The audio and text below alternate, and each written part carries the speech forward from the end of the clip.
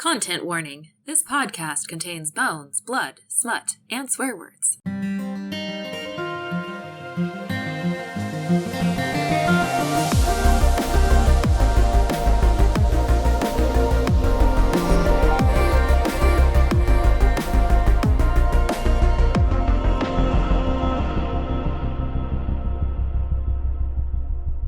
Before we get into the good shit this week, we wanted to remind you that we've launched a Patreon. For just a few bucks a month, you get extended games, brand new content, access to our notes and murder boards, and much more. So if you would like to contribute to Marie's collection of chocolatey brown Fifth House sweaters, you can head to patreon.com/frontline5th or follow the link in the show notes.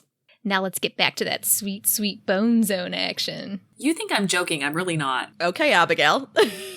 There's probably an in-universe thing, but like Amazon is named, the river. Like there's like a undead courier system next day delivery via the river. It's going to be one of our worst episodes to... This is what happens when we don't record for a while. It's going to be awful to edit. You better keep that. That's funny. Act 1. Welcome, penitents. Hello and welcome to the Frontline Fifth, a Lock Tomb podcast where newly minted little 6-month-old lictors explore the Lock Tomb series for the first time while a couple of dried-out bone witches cackle over how little they really know. We're currently reading Harrow the Ninth by Tamsyn, and this week we're having some fierce debates about the nature of love in chapters 48 and 49. I'm your host today, Hannah, certified feral-eyed spirit witch, and I'm joined by my number one Ghostbuster, Marie. So, one of my favorite parts of Chapter 48 is the verbal sparring between Gideon and Ianthe, and I realized that I just desperately want to watch this buddy cop movie with just the two of them. So, Marie, what insanely unlikely duos would you want to see team up? It could be Lock Tomb or real life or other characters, whatever. What's our buddy cop movie? Literally Mercy and anyone. Oh my god. Oh god. We I'm gotta trying to think about like the worst. It's got to be somebody who's insanely positive. Like Mercy and Gideon, like either one of the Gideons would be awful. Gideon like, would be really... Mercy and Calamities? No, absolutely not. Would be like bizarre. I think it'd be kind of funny to have Mercy and Teacher, but she would stab him in the first 20 minutes. Like, yes, you nailed it. Also with us today are those blossoms of youth, unscarred by the river, John and Brooke. Brooke, John, pitch me a buddy cop duo. I don't care necessarily about my second person, but I know my first person is Bruce Willis. He's my favorite actor. Every movie he's ever been in, I have to watch. Bruce Willis and Mercy. How did we not know this? I love Bruce Willis. I don't know why I'm going for my second one, and I'm not super held to this, but I'm liking the idea of Awkwafina for the second one. I actually love that. I would immediately watch that. Mm. That's already amazing. Yeah. I'm in. Gun to my head, if you were like, what is Brooke's favorite actor? Like, the list I would have gone through before I get to Bruce Willis. Bruce Willis is my favorite. Okay, we're going to have to watch, like, The Fifth Element. We're going to have to watch Die Hard. Like, let's go. All right, John, what's your answer? So the ideal answer for this has already happened. It's Nicolas Cage and Sean Connery in The Rock. That's insane. And Sean Connery. That is unhinged. That's a great one. But my hypothetical one was The Horse from Tangled and Robin Williams. Mwah. Chef's kiss. I'm so glad you have this. The Horse from Tangled. Maximus is an incredible the one that kicks people, character. Right? Who are disappointing. He does all sorts of things. He can sit like a dog. He's like very smart and attentive and detector. Like he's amazing. It's a great combo. God, I love the movie Tangled. Before we get all the way into it this week, do you have any first thoughts you want to share with our listeners about these chapters? Aviators! I really hope. I think I stole this from Marie. This was Marie's very first thing that she ever said on these. No. That was when we got to Canaan House in Gideon the Ninth. One word, aviators. I just really hope that Harrow considers leaving them on, assuming she goes back into her body, which it sounds like she will. This is so fascinating. All right, John, what are you thinking about these chapters? All-time banter and just innuendos and like just absolute chef's kiss of writing and back and forth in this. Just truly, like there were several that I audibly like giggled. There were like more. They're just this was an incredibly well done chapter. Like I was really like wondering how she was going to like execute like the return of Gideon, like after like, you know, once like this was happening, and it was just like this was perfectly done. Like this is exactly like hit all the touch points that you wanted. Like, you know, it was the right like brevity and wit, and also like incredibly kind of sad and like, you know, trying to discuss the true meaning of love, while also being like gal on gal. Like, yeah, just great. I just really love an Ortis Naganad redemption arc, you know? Justice for Ortis. Absolutely. I don't know. Yeah, I feel like we haven't wonderful. still gotten it yet. He's still looking for his redemption arc. I think he's an interesting character, and I wonder if part of it is rereading it, that you see all the little pieces where he's like trying to be patient with Harrow when he knows what's going on and she doesn't, you know? I think we also got a little bit of like cheating or peek behind the curtain, because you guys obviously liked Ortis for like inexplicable reasons, and like now it's the like same way that we adored the teens and Abigail. Yeah. I like what I like, man. This is good. Yeah. So as I said, I love the buddy cop energy just because it's perfect. Also, I avoided telling you my buddy cop thing because I didn't have one off the top of my head, but I just came up with one, so I'm sharing with it now, which is my dog Pepper, who is like the most anxious and cowed creature, and then Thomas O'Malley the alley cat from Aristocats. That would be so good. I think it'd be fabulous. I know. I think it would be fantastic. So I love that. And then the other thing that I love, and we'll get into, is Tamsyn, I think, thinks a lot about what makes love and what makes relationships. And I'm not sure she's settled on a, like, this is the ideal thing. And I sort of fucking love that. There isn't a perfect, correct option. Everybody's sort of making their way best they can. And I like that a lot. So I don't think that this is spoilery to say, because I think that she said this after Nona, but she said you haven't even seen the horrors of love. Like, she has a very interesting perspective on relationships. Fascinating. Spooky. Just, I mean, I'm really looking forward to talking about it this chapter. Okay, we have our meme watch. We talked about a little Gal on Gal, which I feel like is sort of a meme. But mostly just a pun. Yeah. And then there's she's just not that into you, which I think is definitely I'm curious meme-worthy. because I felt like it had to be a meme, and if it's not, we should make it a meme, which is like my butthole is so tiny and your fist is so big, or whatever that is. Like if that's like not a meme, like that needs to be a meme. Like I felt like that phrasing was like very like that was definitely like that felt like so much like new 2000s 4chan. Sexual violence are so hurtful. So but my butthole is so tiny. Oh my God. What are you weird humble brag? Is it? I don't know. That's what I'm wondering. Oh, she's oh God. worst. All right. It's hilarious. Well, with that, let's just, start doing some vocal warm-ups, because we have an epic poem to declaim. In Harrow the Ninth, episode 17, Love is a Revenant. Act 2, I love a little Gal on Gal.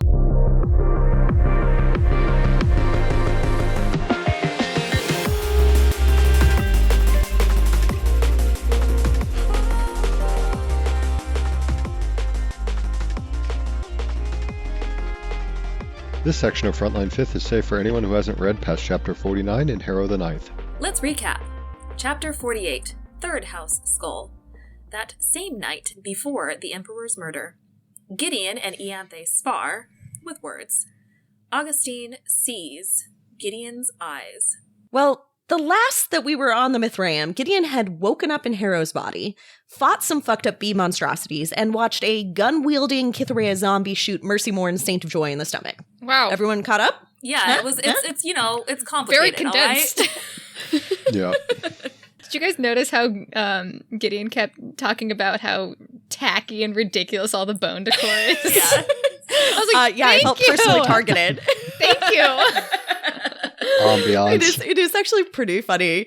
Like, everybody, this is what's normal. This was on the cohort ship elevators, had like skulls and teeth set into the walls and shit. And Gideon's like, ugh, this is horrifying. To some extent, it being present in a place like the Ninth House, which is where, like, I think we last saw Gideon having all these, like, comments about how tacky it was and how ridiculous and ugly, which, to each their own, but it had a vibe in that church. It was, what's that church you guys constantly bring up? The Capuchin Crypts? The Capuchin Crypts, well done. Like, that, it gives that vibe, right? Now, you end up on a spaceship, and you're like, the last thing I'm expecting is this to be, like, decorated in, like, gothic bones. That's a great fucking point, that it feels like not jarring and out of place with everything you know about the Ninth House and how decrepit it is. Right. And then you shift into this like very different new age, space age kind of, contrast.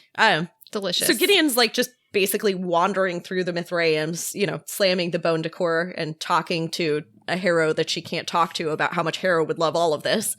And she's basically off in search of the gun-toting 7th House Necrosaint, deceased.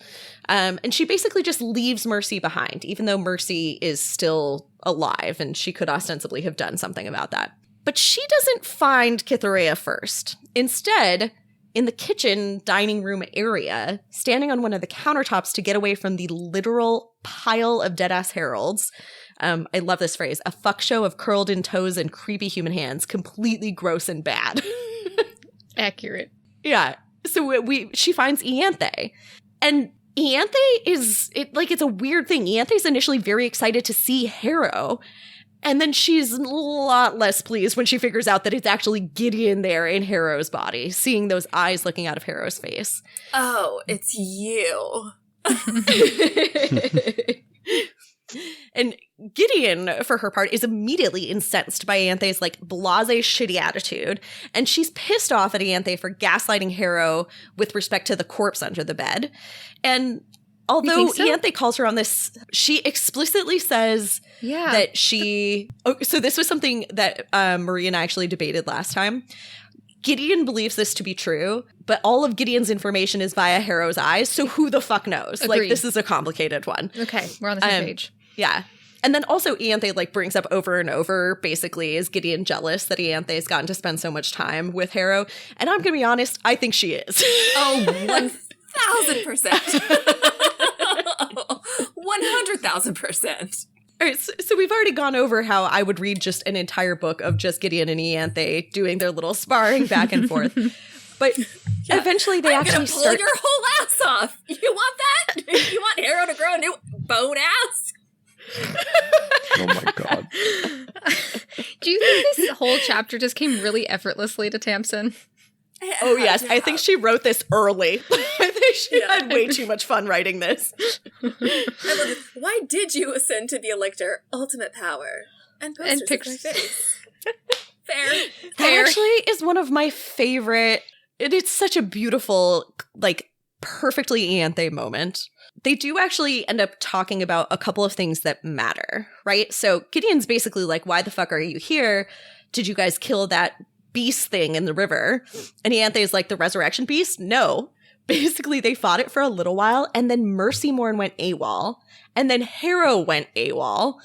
And of course, Gideon explains that the reason for that second part is that Mercy literally stabbed and tried to murder Harrow. And then Augustine disappeared. Ianthe wasn't trying to die fighting a galactic revenant alone, and so she headed back to the Mithraeum, leaving the Saint of Duty alone in the river, battling a literal planet's ghost. By himself. Because he's the Saint of Duty, and he's just going to sit there. He's going to stay, by himself. Good for him. And the thing is, I don't even think it's a dick move for Ianthe to have pieced out at that point. Like, the dick move is that, like, Mercy and Augustine dropped out relatively early. So Ianthe and Gideon clears all the heralds out of the way so Ianthe can actually even, like, get down and walk onto the floor. But they head out into the hall, and they hear shouting. It's Augustine, who's been killing heralds, I think, very coolly by strangling them in nets of tendon. Isn't he a spirit magician? Like, how is this his choice? I mean, maybe you diversify. You can't just spirit magic everything, Brooke. Tendons are better than fat I'll take this over Ianthe's for fucking sure. style for sure. For fucking sure. Should we read into it? What does it mean that he strangles people with tendon? I am so delighted with how paranoid you guys have become. Yes. Oh no, And this I is feel just purely very out of proud. curiosity. Okay. Like, I think the strangling thing. I just think it's interesting that, like, not that many, I guess Kithareya was into bones. Yep. But, like, not many of them are into bones. Kithareya was into bones, and she'd also make a lot of digs at bone people. I think after 10,000 years, you just diversify and you can do it all. Yeah. Well, but also they may have started fairly diverse. So one of the things that the Emperor says in an early conversation with Harrow is that he's heard that the houses have sort of crystallized into archetypes and that wasn't necessarily true at first. So there's no real reason to believe that, like, That's true. the 7th house saint has 7th house energy because They just I think there's a little specialized bit in of that kind there. of set them on a trajectory, potentially. Exactly. That's cool. It's a funny thing because they find Augustine there, and Augustine is basically like, chicks, like, you know, we have to go. What are we doing? And then he notices Gideon's eyes and has a fucking intense visceral reaction just the same way that Mercy did. Mercy looked at Gideon/Harrow like they were the picture in the dictionary next to unhappiness. Augustine looked at them like they were the last thing he'd ever see. And Augustine, who, I'm sorry, but I'm going to say it is a little faster on the uptake than Mercy, only takes a moment to, like, pull together what he thinks about this. He says, John and joy, and then runs away. Yeah, but thank you, Mercy, for, like, talking through it, leaving us all these clues that we had no idea Give what us some to do with. clues! So the only thing I took from this is that it's, you know, Brooke, you and I discussed, like, exactly what she said, like, repeatedly, and we were like, oh, like, is it the fact that, like, Gideon's back and, like, fully articulate and, like, an actual thing? But no, it just seems like the eyes are the thing that they're freaking out both of them. It's just the eyes because Augustine doesn't even hear her talk. Kithareya would have known immediately, which Kithareya was like, ooh, lipochrome, recessive. Yes. Yeah, these are good. I mean, I think great insights because you're right. Gideon says nothing to Augustine. And Gideon and Ianthe sort of just stand there as Augustine runs out of the corridor. They're like, okay. Ianthe says, mystery on mystery. And so Ianthe leads Gideon back to her rooms. But unfortunately, it's not for anything fun. She's simply there to turn over one of Harrowhark's letters, which is marked to be given to Gideon Nav. And Gideon is, like, so excited to get a little, like, passive-aggressive note. She's like, yes! Yes. Well, it's also like, and it's adorable and obsessive and sad too. It's a thing Harrow touched, a thing Harrow, you know, like, was part of. Reverent. And tragically, there is no passive aggression inside. There are no extra notes on the details of what to do with Harrow's body and to shower with her eyes closed and shit. Instead, there is a note that says one flesh, one end, and Gideon's aviators. Aviators were a nice touch. Yeah.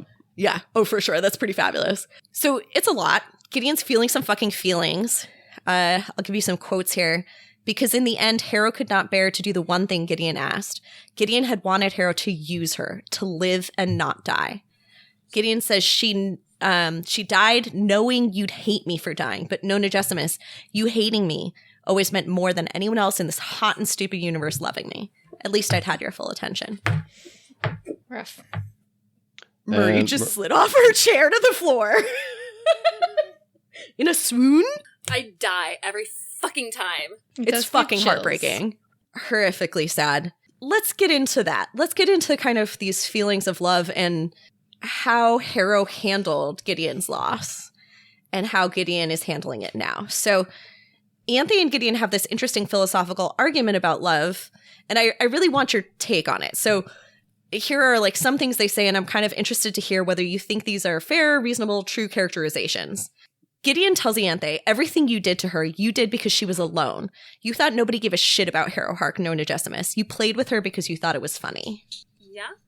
Yeah, I think that's pretty fair. Well, I think it's, like, partially fair. I'm not sure. I think Ianthe is truly interested in Harrow. I think, like, part of the interest is because of that, though, right? Like, the like, there's a certain, like... Vulnerability? Yeah. Or Harrow She's is usable. Like her kind of personality trait is that she's independent, a loner in some ways, and those are, like, character traits that, like, people can be attracted to, and that also craft this also terrible alone person that could be vulnerable and prey. I agree with some of this. I also genuinely think that Ianthe is so much more lonely than we are giving her credit for. And so, like, whether or not she would like Harrow in a normal circumstance, to be honest, I think she would just ignore Harrow if there was any other person there. And I think she is so desperate for connection in the absence of her sister, who is her main source of, like, comfort and companionship and love, that I think there's a part of this that is very real. Not healthy, but real. I kind of think Ianthe says, go ahead. Like we talk up. Are you just going to move through these? Is that how you want to go through it? Yeah. Okay.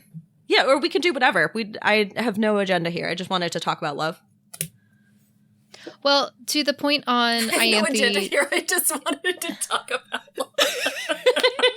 Such a Hannah statement if I've ever heard one. We are now a relationship podcast. Please call in with your problems. Oh my God. Don't do it. I'm just going to be like, get over it. That'll be the third offshoot of the Bone Zone Media Group podcast. It's just an Anna Faris style. The like, just second not one's that movie into you. reviews. Third is, relationship advice. Relationship advice from people who've never used dating apps. Honestly, long-term relationships. Probably dated very little overall. Decades. yeah. But like, Decades.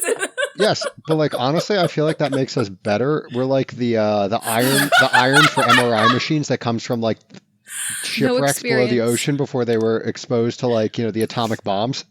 I feel like That's gonna be giving a really advice deep cut. on like steel ships Like- when we were making boats out of wood. I have no No, idea like- what you're talking about, John.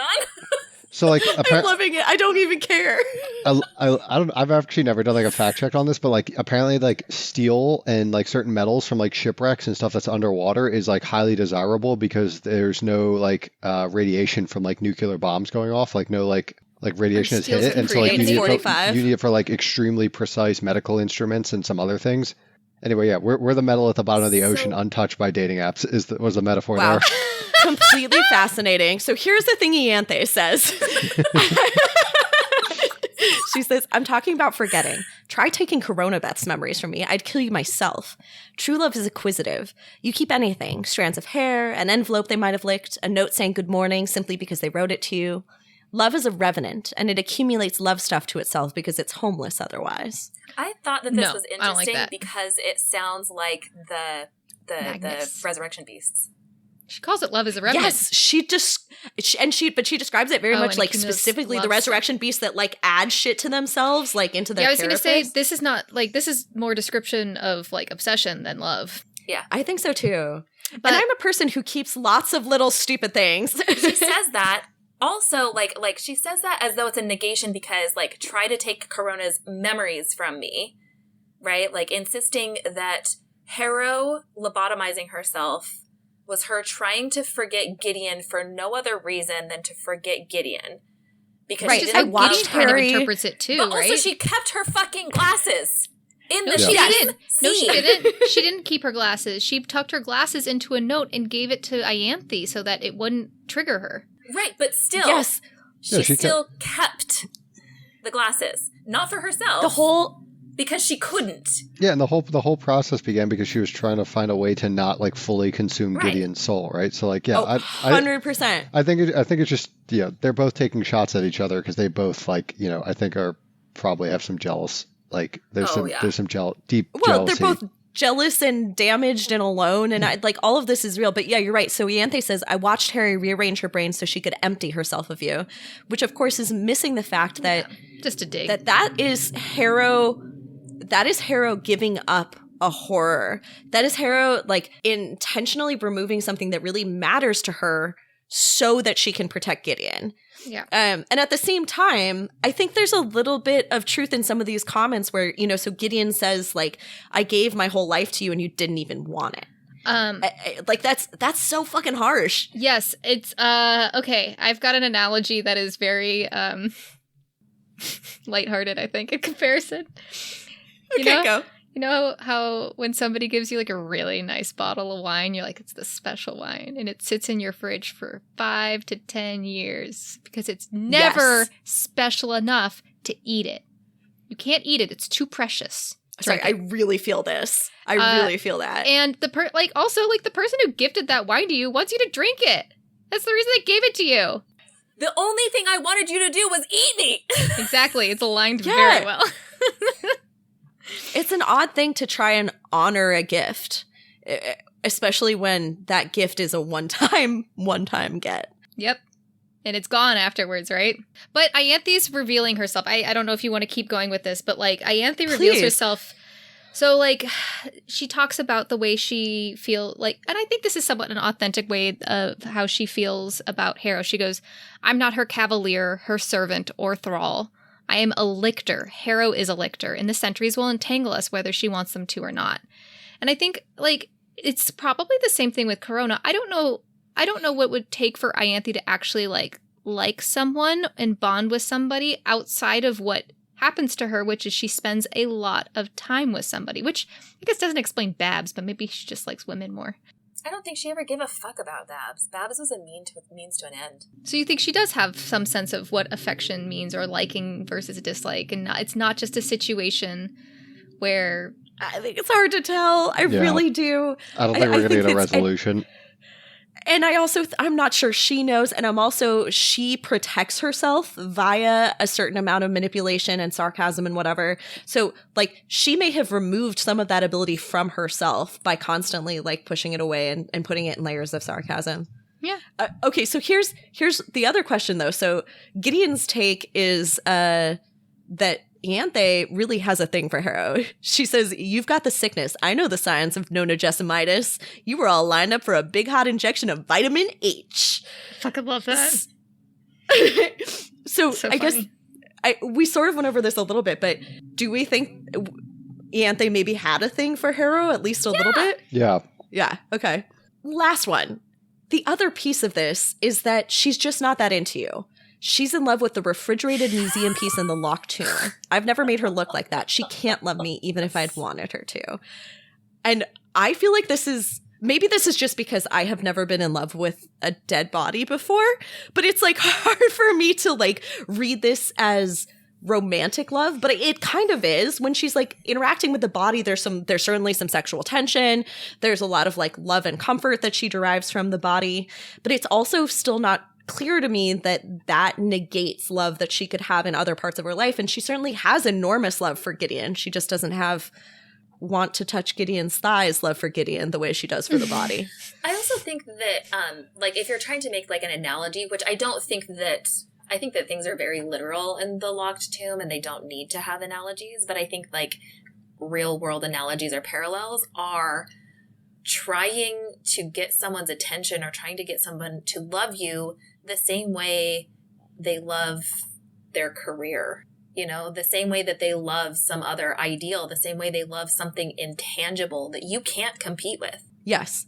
And partially it's not even a competition because you're fundamentally different category, and you're sitting there trying to take a place that you just don't even exist in necessarily. But if you want to make that analogy, I think you can probably translate it back on what that usually means is that there needs to be more space for somebody for something other than themselves, right? Like genuinely, if there's one thing that you put all your life and passion into, you don't know how much is going to be left to give to someone else, right? The whole spoons things people like to talk about. Yeah. How many spoons do you have left to give? Harrow has no spoons. Harrow has no more spoons to give. That is true.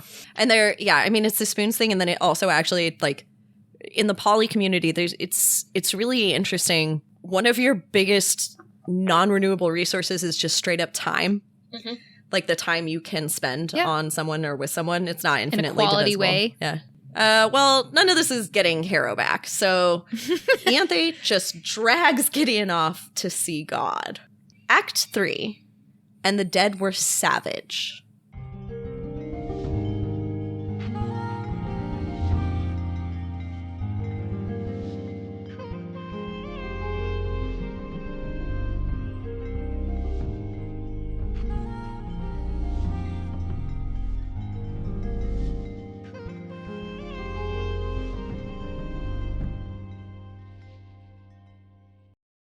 Let's recap. Chapter 49, Broken Ninth House Skull. Clearly I forgot to write this. Hold on. What should we put here?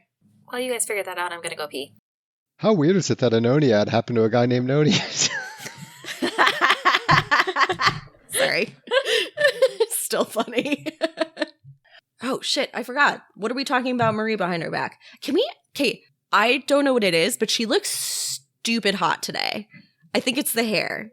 And the glasses. There's no follow-up to that. She's looking great today.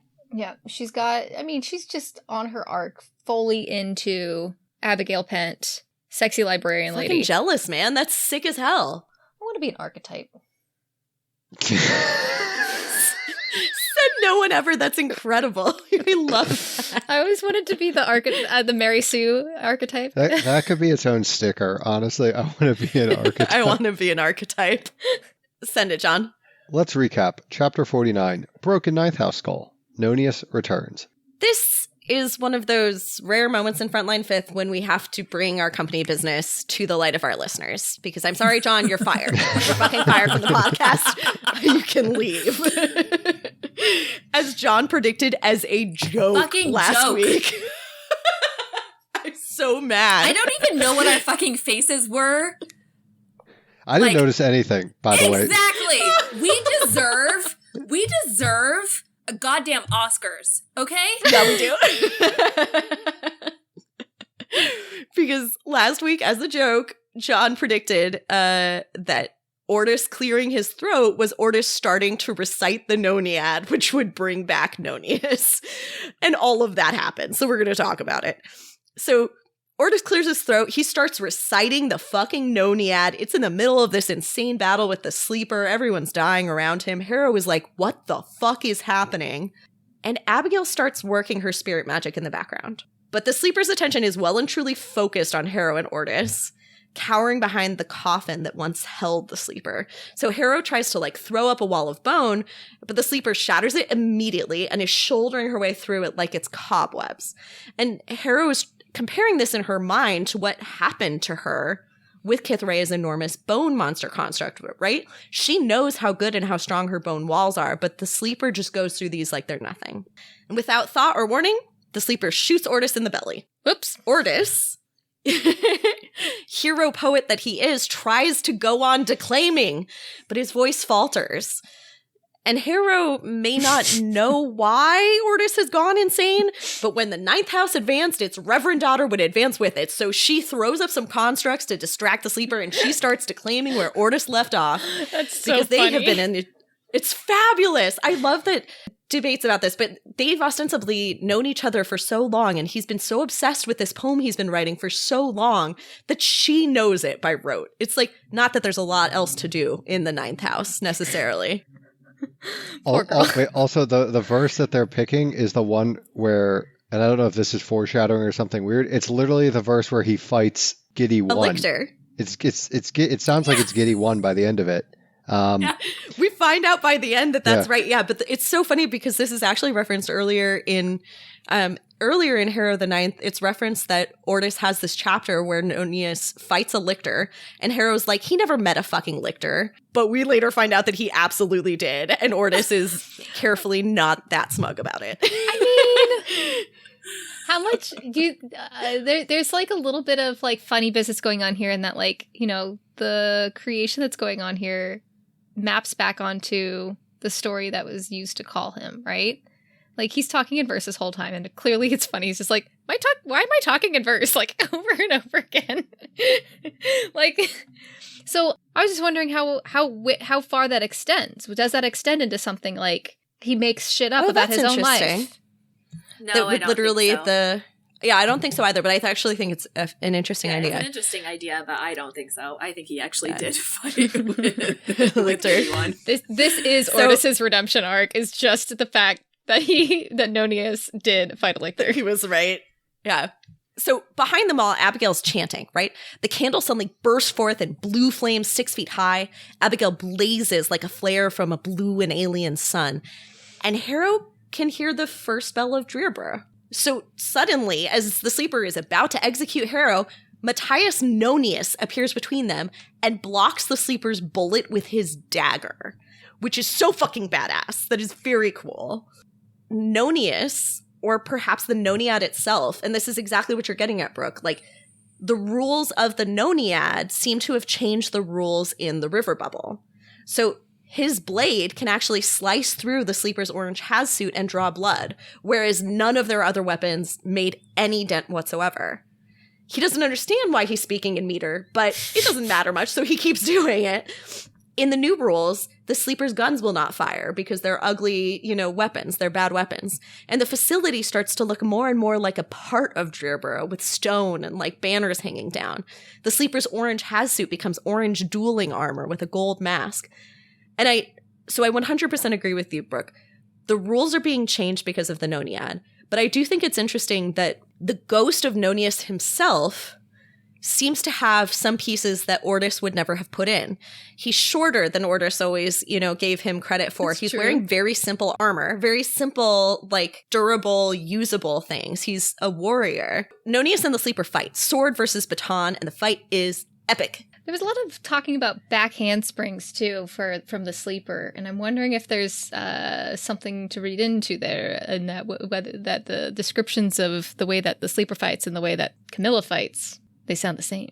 Yeah, it's interesting. There's either they're both just like particularly gymnastic, but there's also aspects of how the sleeper fights that I think Camilla would never do. She is brutal. She's described as wanting to kill you, and she hoped that it would hurt. It's also it's got a brawler energy to it, but it also is insanely gymnastic and lithe. I think you're right. There's a lot going on there. The whole thing is basically an epic poem.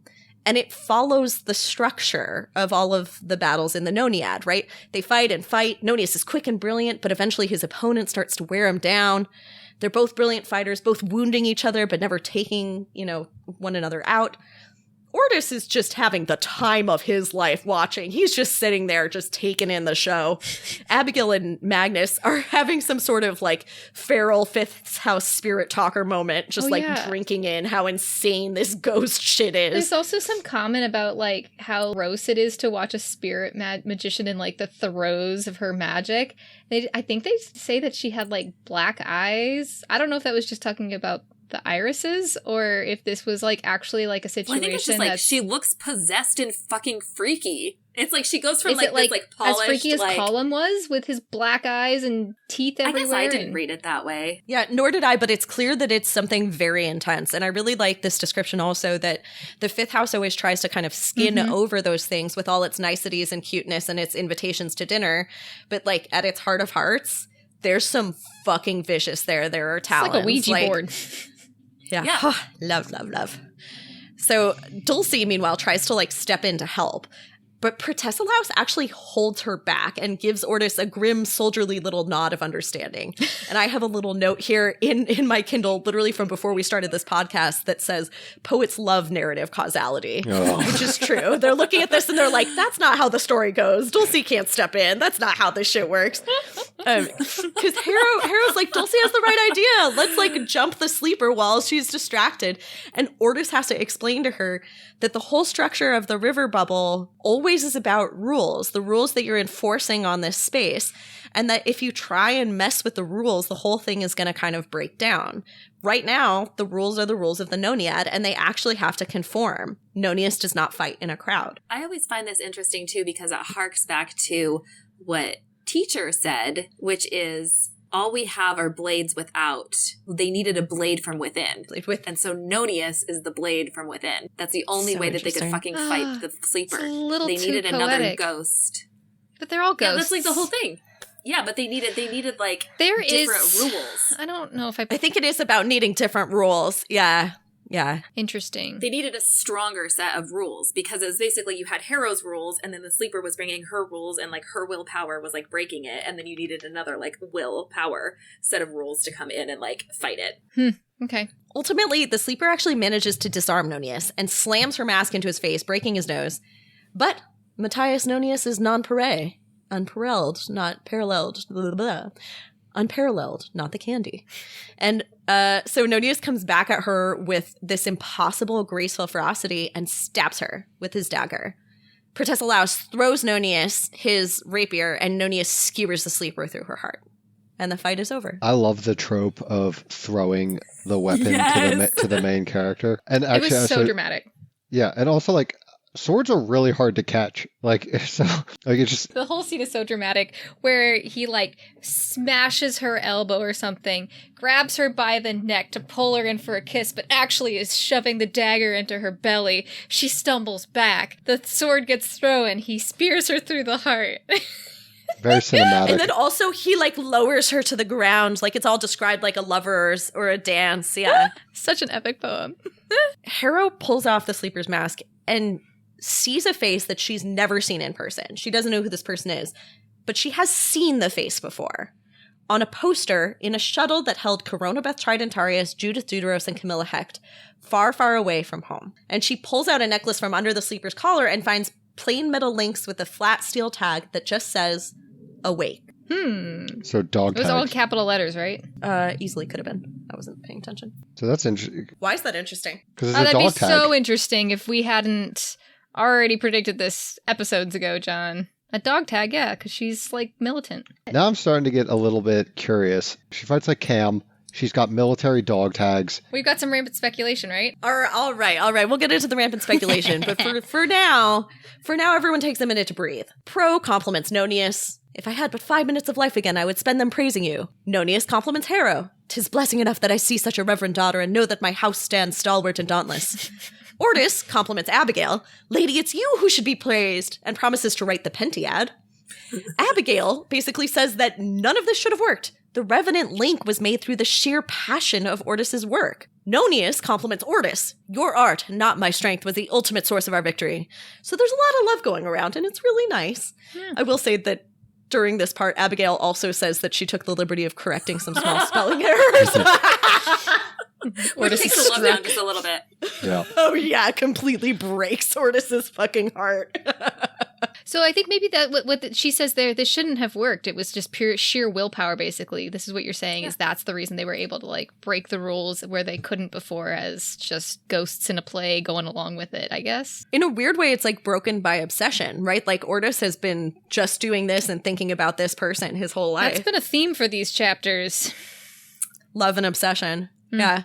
There's still a lot of work to do, right? Harrow's soul is no longer haunted, but the ghost is going to be somewhere in the real world. And here in the river bubble, things are starting to shake apart. There's just been too many shifts. The bubble is starting to collapse. Nonius asks for leave to go off and fight because he's bound by a debt of old to the saint of duty, who is fighting the resurrection beast alone in the river. So you're absolutely right. This verse that was chosen was completely apt. Ordis, Protesilaus, and Marta all join him because, you know, cohort rules, chicken shits don't get beer. I love Nonius is like, I have heard that one. And basically the four of them disappear off and Harrow doesn't get to say goodbye. So shit's getting very bad in the river bubble, but not bad enough for Abigail and Magnus to leave right away because they're kind of insisting on parenting. In loco parentis? Is that what it was? Crazy parents? Yeah. No, in loco parentis. In position of parents. Oh. Yeah. Like guardian. Whoever is in location. Is not the parent. loco like crazy. Not local like crazy. This is where the Romance languages are not lining up well enough with Latin. So Harrow's in this difficult situation, right? Harrow can either leave her body completely and live as an unattached soul in the river, in which case Abigail says she's going to go insane, or she can wake up and go home, which will finally displace Gideon for good. It's a pretty big choice to be making as sloppy entrails fall around you. Yeah. Magnus takes a hard line on this, which I actually appreciate from him. He says, this whole thing happened because you wouldn't face up to Gideon dying. You're keeping her things like a lover keeping old notes. She can't come back even if you keep her stuffed away in a drawer you can't look at.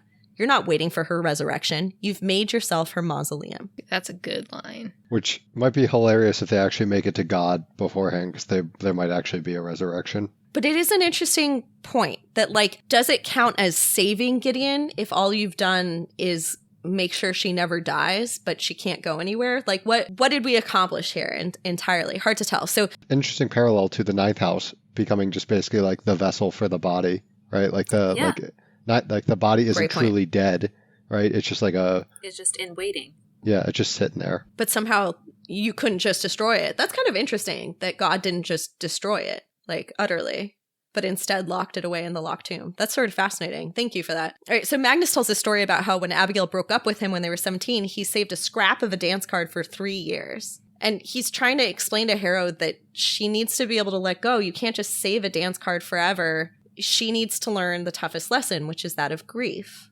And Abigail says, you stand before a known quantity and hideous unknowns. don't walk back towards the unknown. I always found the dance card thing so weird because it's like, yeah, but you got with Abigail. Yes! Sorry, I think this is like fascinating to me because I think Tamsyn plays both sides throughout this sort of thing, right? She's both saying you can't just live obsessed with another person, you're going to lose yourself. But also, this is an instance where Magnus lived obsessed with Abigail and in the end ended up with this partnership forever, right? Like, you're absolutely right. Both things are true. Like, it only is a bad idea if you don't succeed at the end. Right. Right?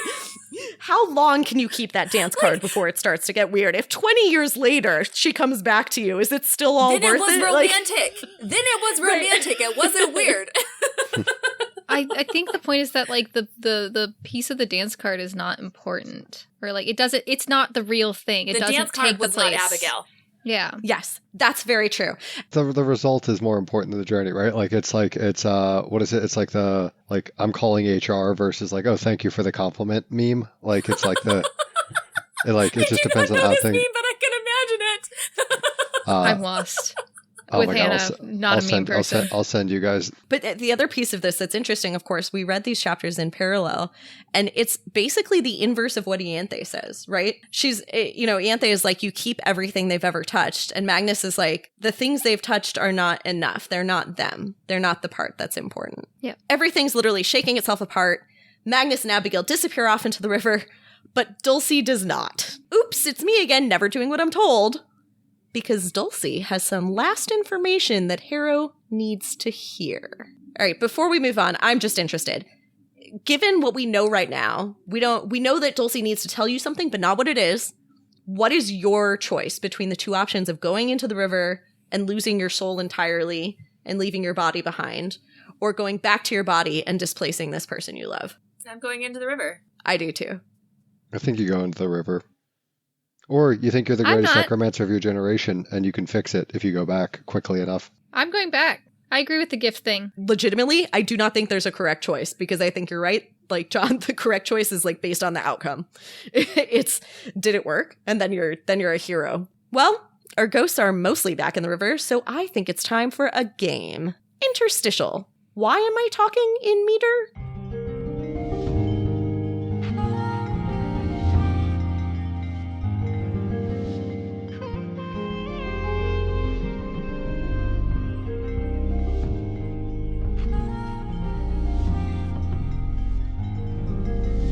This week, after so many insults, I was just delighted by all our characters taking some time out of their day to pass around some praise. So this week's game is You Go, Glen Coco. In this game, for you, Glen Coco. Our host will dish out some really high-end compliments in verse, or if that proves to be too much of a pain in the patella, in sufficiently old-timey sounding language, which, let's face it, is basically the same thing.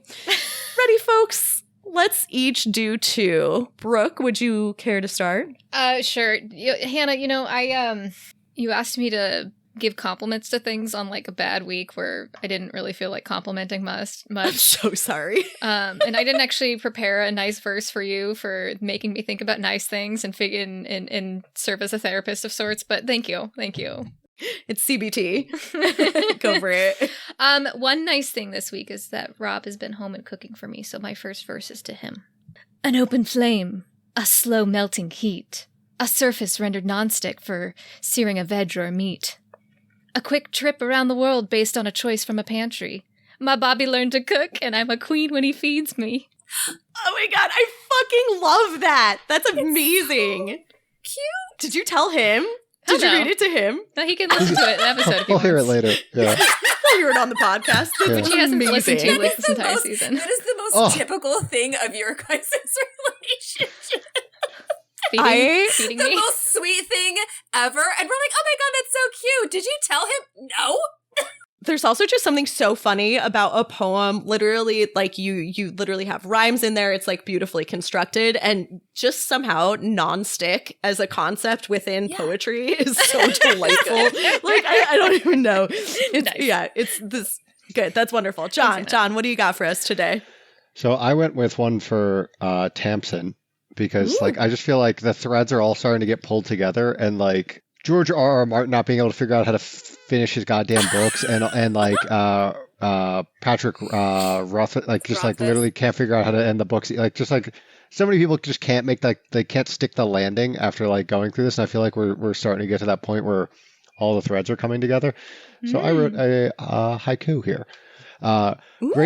Great innuendos, meticulous plot and prose. Tamsyn is special. There's your haiku. That's fantastic. And did you send it to Tamsyn? No, she can hear it on the podcast. Yeah. Has anyone just tried DMing her? Like, honestly, just like send her like a DM from this podcast, from our podcast account. I've thought about it. Maybe when we wrap up season 2, just be like, hey, here you go. Like, contractually can't. I was thinking about sending it to the publisher, but we'll see. Oh. Yeah. Actually, Tor does a lot of like fan stuff, so they actually probably would. Yeah, I don't they know if might I be want that into much it. attention. Marie, what's your poem? So, my level of artistry is limericks. Yes! Love I'm so limericks. glad we all chose very different formats. This is making me very happy. Okay, send it, Marie. So I've got my first is a limerick for Mercy. My appreciation for Mercy. There once was a woman in STEM, so full of bile and phlegm, that it seemed quite an error anyone would name her Mercy. But I think she's just a gem. I love it. Glorious. Done. Spectacular. I love it. So full of Okay. bile and phlegm. All right. That was phenomenal, Marie. I'm so glad you chose a limerick. Once Brooke went with like her beautiful poetry, and I was like, yeah, I got a fucking limerick. Yes, as you fucking Delighted. should. That's glorious. Excellent. So I wrote mine in dactylic tetrameter. Oh. How? Yes. I also wrote this in about 12 minutes before we started recording, so we'll see Double how it goes. how. But it is for Dungeons and Daddies, my favorite podcast. I will say our podcast is in my top 5 favorite podcasts, but Dungeons and Daddies takes the cake. All right, here we go. Heroes bold forging a path in the mind's eye. Unhinged decisions drive down their madness. Breaking false rulings for narrative fulfillment. Find myself laugh crying often. A pleasure. Which is dactyl, dactyl, dactyl, spondy. I am dactyl, dactyl, spondy. Dactyl, dactyl, dactyl, amphibrac. Dactyl, dactyl, trochee, amphibrac. You're welcome. What just happened? Like, I'm just kind of listening happily, casually, and then I just get assaulted. Yeah. I just, thought I would add in the scansion for shits and giggles if anyone was interested. I don't even know what these words are. Did I need to take an 8B English class for this? So, you've heard of iambic pentameter, because that's what Yeah. Shakespeare tended towards. That's 5 poetic feet of iambs. Iamb is a poetic foot that goes unstressed, stressed. Yeah. Dactyl, which is what the noniad is written in dactylic enneameter, which is 9 feet of mostly dactyls with some trochees and spondies thrown in. But a dactyl is strong, weak, weak. Strong, weak, weak. Cut all that out. Brooke, what's your next poem? Thank you, Hannah. That was artistry from 12 minutes. Sorry, I'm going to hold on, jump I need the a moment. gun. What do you need? Put a meme into my brain for the meme episode. Sorry, go ahead. I'm going to jump the gun. I figured Hannah would inevitably take this opportunity to compliment all of us. And I did start to write poetry for everybody. And then the only one that really got enough attention was John's. So, John, you're the only one getting complimented. This is also so funny because for once, I did not compliment any of you. This is going to be really funny in 2 minutes when I read mine, too. Please tell me you're complimenting go ahead. yourself. Oh, I am. Go ahead, Brooke. Okay, John. John, when you speak, I've come to expect something funny. I wish that you'd talk over us more, but I bet the restraint is why your jokes are all money. Facts. Fucking facts. I often think The about this. number of Like, times- John is so deferential. He's always like, oh, no, you first, as I plow across him like an asshole. We all talk over each other, except for John, who we all talk over, and he's just, okay. Because he's a good person. The number of times editing that I come across something that John has just like slipped in there, and then in editing, I'm like, what None the of us fuck heard just it. happened? And then in editing, it like comes out in the podcast. We did not hear it. Like on the podcast, you guys get to hear John. We did not hear him when we were talking. We're the worst. That's why nobody laughs at his jokes on the podcast. It's really revealing about ourselves, but it's the energy. All right, John, let's hear your take on you. 'Twas only a joke, a funny shot in the dark. I'm simply the best. And all the rest is just what? Sitting in the background. Oh my god. See, and the best part is like John doesn't need to talk over us because he just knows. He knows who he is. All right, Marie. Okay, again, because I just knew that Hannah was going to pull this shit, so I have a limerick praising all of y'all. Thank you, Marie. So, as a team, we really are quite unique. I mean, Hannah, an outline a week? Brooke, there are no words to describe your brain. Nor you, John, your puns and knowledge of games. I never dreamed of a group so elite. It's not really a good limerick, but just take it, okay? You nailed it! Yes, it is! Nailed We it! take those. Sorry, that's amazing. I'm like, sorry, that's delightful. This is very funny because I, a person in a mood today, did not compliment any of you. I love that you complimented all of us. Every time we did insults, Insults, you were like, I fucking can't cheat. do insults. I can't do insults. I'm just gonna praise all of y'all instead. And now, when it was time to do this, please tell me you have insults instead. That would be so much This fun. is- I do not, but I'm very proud of my last complimentary verse. So here it is. This is for anyone who has successfully faked their own death. Jealous. It's a trochee for those of you doing scansion at home.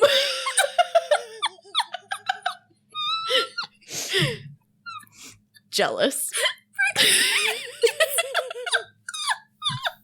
It's just me and Marie laughing. My Oh, expressions I don't love this. translate well in an audio medium. Yeah. Oh, I feel all warm and fuzzy. It's the perfect time for rampant speculation. I'm glad I didn't give you my verses about your clarity of word usage. Oh, come on. That's amazing. Act 4. Hideous Unknowns. Brooke and John may be just 6-month-olds, but their conspiracy theories are as good as any 10,000-year-old lictor. So, Brooke, John, what the fuck is happening? What is happening is I think Dulcinea has got some tea about Blood of Eden. My rampant speculation is that pro Dulcie and Cam were like engaged with Blood of Eden before ever going to Canaan House. They are like double agents. Pal, Cam, and Dulcie. Marie says absolutely not. That's not what's about to happen. Oh. Her face did. That's not what my face said. It was just like, oh, okay, that's an I do interesting want thought. to say that your notes here say initials, redheads, and No, yellow I'm out of eyes. order. Maria's looking at this Fucking and is love like, that. what? Oh, anyway. I don't know what it means, but I was like, that's intriguing. What do you think it is? I imagine it's probably something in that vein because it can't be anything that's like relevant from Cannon House because she was dead, right? So it's probably something that came up with from like her Cam and Pal. I mean, it would explain why Blood of Eden like showed up at Canaan House before the cohort to some extent. And we still don't really have a good answer as to how Kitharea got aboard, like, and the initial, like how a lictor who's supposed to be like, you know, seems like pretty obvious that they're lictors just snuck aboard. I mean, I'm sure they could, but like, how did they know? Snuck aboard what? Well, Kitharea is like on their ship, right? That's where she kills them. Dulcinea's. Yeah, kills Dulcinea and Pro. But you can't detect them. Why it's not obvious they're a lictor until they are a lictor, right? Otherwise, we would have pinged Kitharea early on in the Gideon, right? Well, I guess, yeah, Gideon's talking about like how, because I guess Gideon's saying is like once you know they're lictors, like they just seem realer than people. But yeah, I guess that makes sense because Right. we didn't know that. But wait, so Yeah. how did that connect to anything? I was just like, maybe Kitharea was part of Blood of Eden too. I don't know. There's, like, Yeah, no, there's clearly like a traitor, right? How many Yeah. traitors? Feels like there's I more mean, than one traitor. I think it's Mercy for sure. But yeah, and then at least one other lictor. She's gonna make it, right? We Oh. we left her on the floor. Yeah, we didn't. Riddled with herald bullets, screaming in pain. Yeah, yeah. I'm going with nobody's dead till I see them die on screen in this universe. So yeah, I agree. She's probably I'm with still that. alive. So she's still a candidate for killing Jod, and she's pretty pissed at Jod. And so is He lied Augustine. to us. He seemed more worried, don't you think? Yeah, he seems to think that Mercy's going to go kill God or like go Maybe. deal with it. Yeah, or put him in an acid jail for 1,000 years. Yeah, so yeah, Oh, either good. that or like so right now our candidates for murdering God are Wake Augustine, and Jod. Cytherea. Yeah, and I guess Ianthe technically. Yeah. Feels unexpected, but we keep getting little reminders that we don't know what the heck's going on in Ianthe's brain and what she knows and doesn't know. Yeah. Yeah, yeah. What do we think? You have a note here about the another set of A initials. Yeah, we've got a lot of A initials. We've got AL, we've got Anastasia, we've got A Wake. What is linking them all? I'm not sure. We've got like this thread of A initials, people with red hair that's looping in Gideon into that crew as well, who could have meant to have an A in it. I don't know. And then yellow eyes and red hair. There's like a Venn diagram of overlapping things here, and I'm not sure what's in the middle of what. I'm also curious if like it's literally like not awake, but like just literally awake. Like it's like the blood of Eden dog tags to like to like show that you're like Commander Wake is not a name. No, I think it's like it's. I don't know about that piece. But I'm just saying like you're like it's like signifying that you're literally awake, like you've like woken up from like the like Nine House like resurrection cult thread, like cult basically. Yeah, like you're like you're like the actual like original use of the word woke before it went nuts. Yeah. Anyway, awake being the sleeper. Of course, it's very funny. you have a note here about Wake distinguishing herself from being a ghost like the rest of them. I think that's when she's talking about Nonius, right? She just says that you're a ghost like the rest of them. Yeah, why? How come he gets to change the rules? He's a ghost just like the rest of them. So maybe we kind of settled that when we talked that, or we moved that somewhere else. But what does that make her? I don't know. A revenant, she's like the conductor. A more How come? But she has both a foot in the river and out of the river, and Abigail keeps telling us. What does that mean? Maybe but resurrection beasts are interesting. They are also revenants, I guess, but they also have a physical form and a form in the river, which we've only ever seen lictors do that. Yeah. I don't know. And now awake sleeper can do it. Yeah, she seems to have a lot of control over death for someone that doesn't appear to be a necromancer. Right? Very suspicious. What else? She fights like Cam. There's like the military thing, like Commander Wake.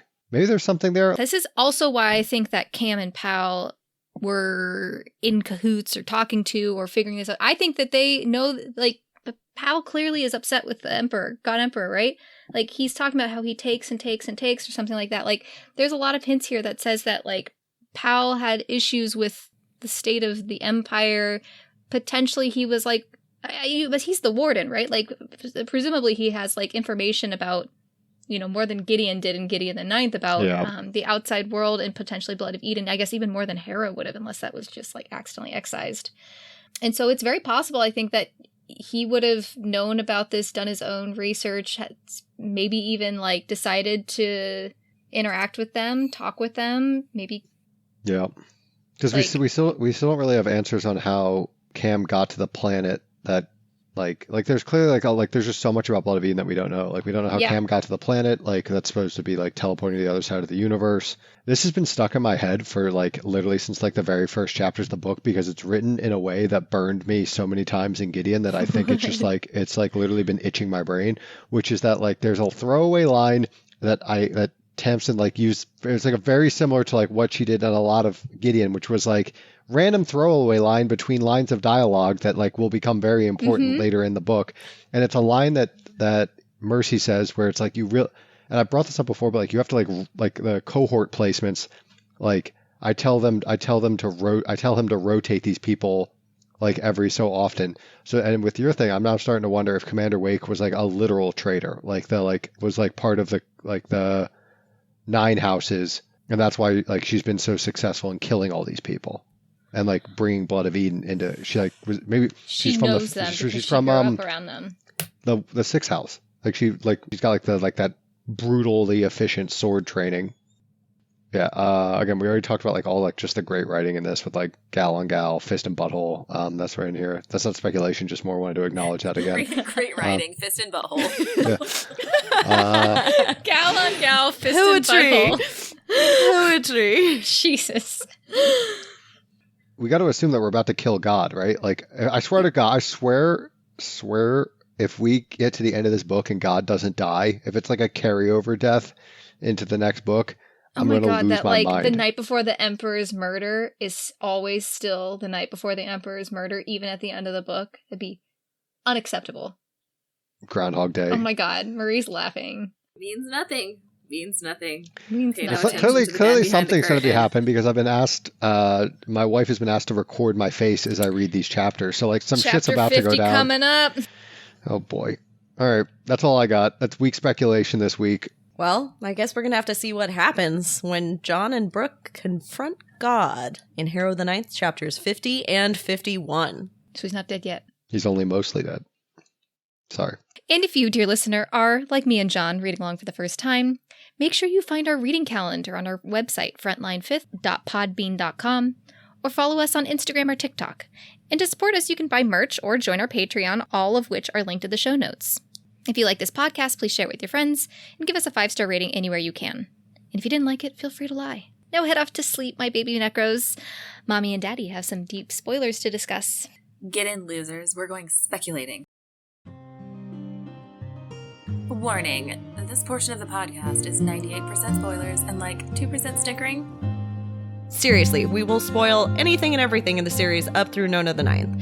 So if that's not what you want, turn back now.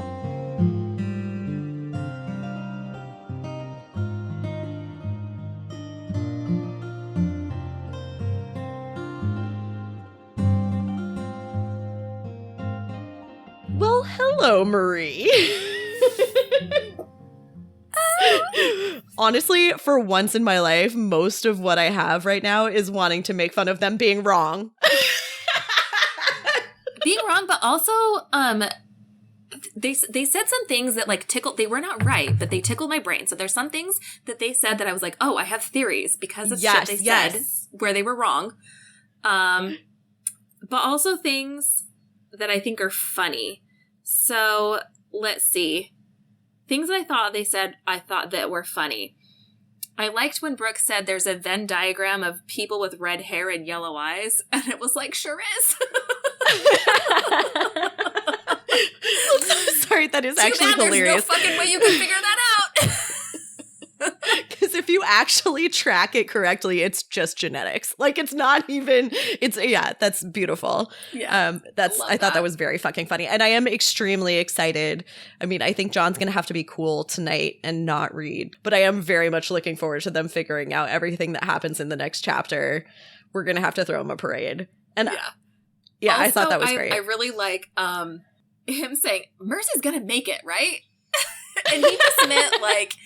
She's not dead because of the Herald billets, which he is right about that. But he said that, and I was just like giggling to myself. Mercy's gonna make it, right? And I was like, I also I loved him saying nobody's dead till I see them die on screen. I was like, yes, that's probably a good. Honestly, even when you see them die on screen, that's like still questionable. And then he said, seems like Mercy's gonna have to go kill God. And then they put all of their list of suspects of who's gonna kill God, and Mercy wasn't on it. No, they did. No. She was still on it, but like it was basically came down to Wake or Mercy with an outside chance on Ianthe, which I thought was a fascinating idea. And in the actual notes in our document, Brooke had picked Mercy and John had picked Wake. So I think that's kind of interesting. I'm impressed. This sounds so dumbery. Like I'm a little bit ashamed to admit this. Almost every chapter starts with time before the Emperor's murder, and I still managed to forget that he was going to die and was still like fucking shocked.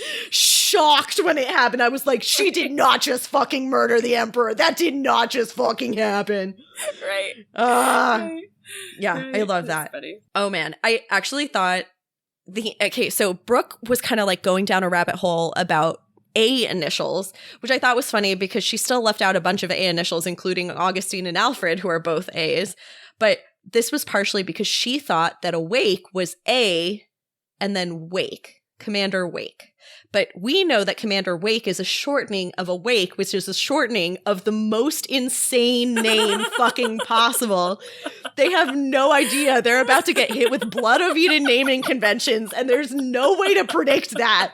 That's such a fucking chaotic thing to do, Tamsyn. We may have to get them to. I have not picked a game for next time, and it may have to be naming the way we did when Josh and Sonia were on for our guest episode. Yeah.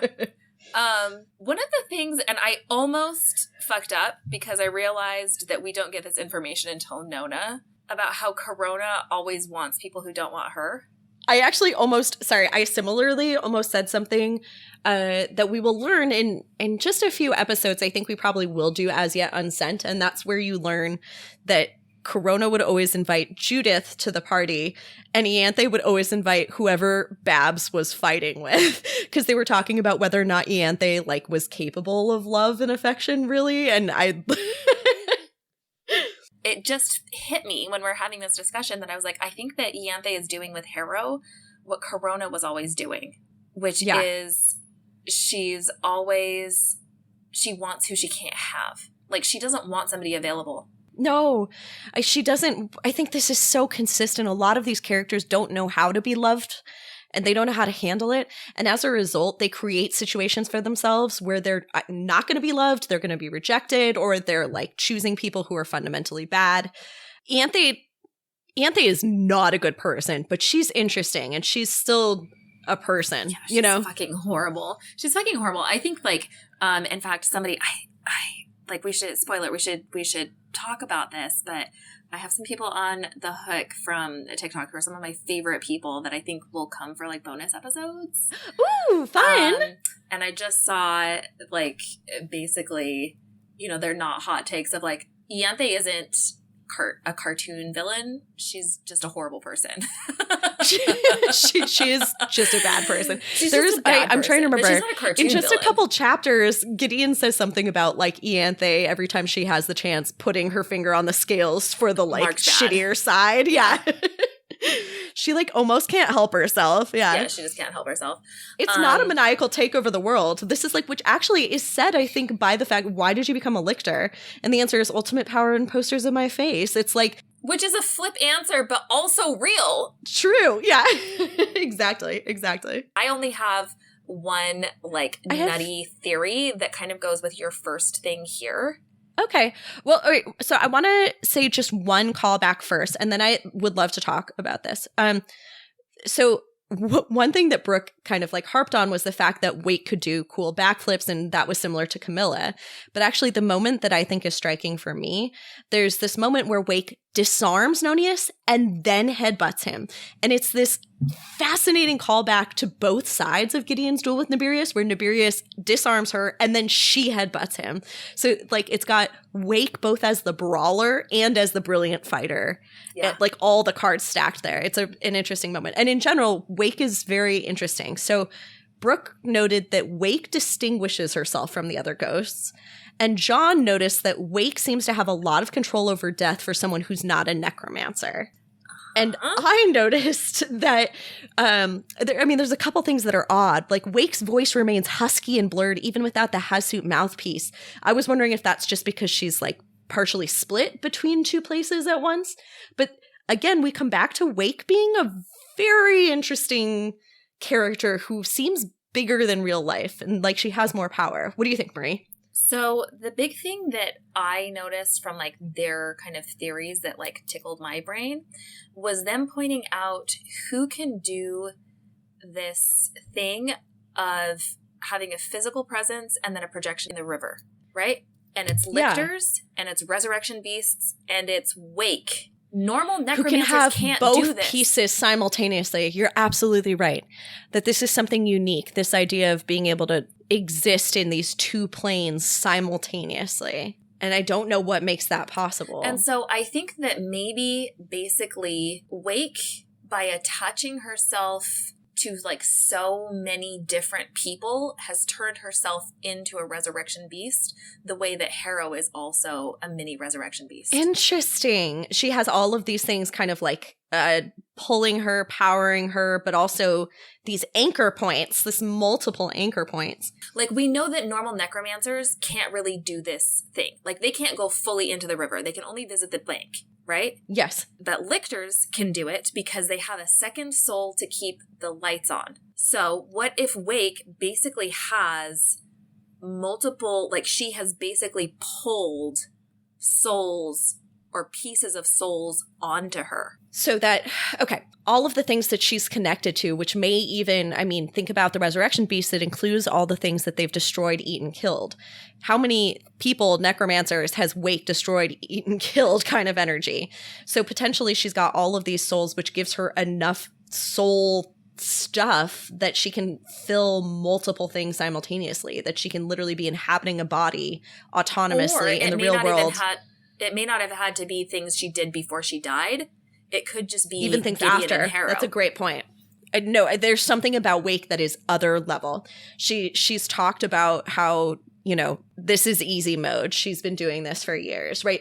Like, she understands the river on a pretty fundamental level and definitely has more control over it. I like the idea that she's got an almost lictor-like, closer to an almost resurrection beast-like presence. But maybe also, like, what lictors are is kind of a resurrection beast, right? Like, eating a like, soul. And yeah, I mean, there's overlap there. That's not nothing. And so then if what Wake is doing by attaching herself to Harrow, she is giving herself, she's not a necromancer, but she is giving herself access to some things that necromancers can do.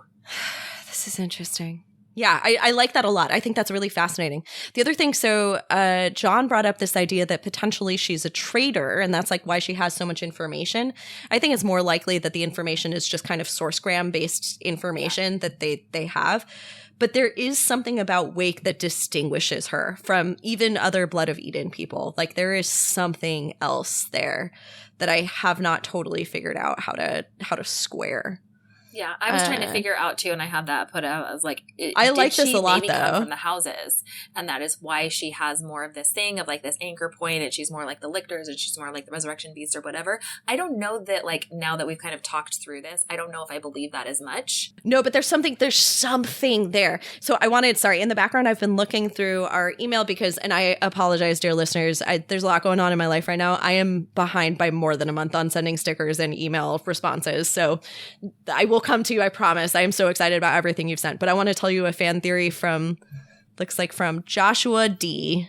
Josh D. Joshu, signed off with Joshu. Firstly, Joshu has a daughter that has mad artistic skills and drew a pretty sick thing that I sent to you guys from the end of Gideon the Ninth. But Joshu has a theory that I think is interesting here. So I was rereading the passage where Pyrrha, newly independent in Gideon's body, strides in and shoots Wake.